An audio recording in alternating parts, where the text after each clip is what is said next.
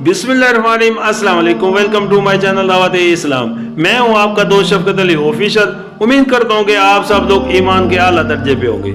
सूरतुल अल-इनाम के आयत नंबर 51 का तर्जुमा, और ए मोहम्मद सल्लल्लाहु अलैहि वसल्लम, तुम उस इल्म वही के जरिए से उन लोगों को नसीहत करो जो इस बात का खौफ रखते हो कि अपने रब के सामने कभी उस हाल में पेश किए जाएंगे कि उसके सिवा वहां कोई ऐसा जी इकदार ना होगा जो उनका हामी व मददगार हो या उनकी सिफारिश करे।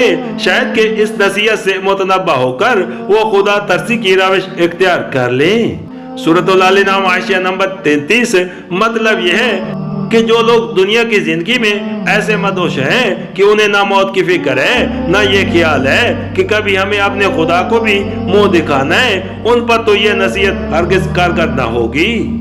और उसी तरह उन लोगों पर भी उसका कुछ असर ना होगा जो इस बेबुनियाद भरोसे पर जी रहे हैं कि दुनिया में हम जो चाहें कर गुजरे, आखिरत में हमारा बाल तक भी करना होगा क्योंकि हम फला के दामन गिरफ्ता हैं, या फला हमारी सिफारिश कर देगा, या फला हमारे लिए कफारा बन चुका है। लिहाजा ऐसे लोगों को छोड़कर तुम अपने रोए सखन उन लोगों की तरफ रखो जो खुदा के सामने हाजिरी का भी अंदेशा रखते हों और उसके साथ झूठे भरोसों पर फूले हुए भी ना हो।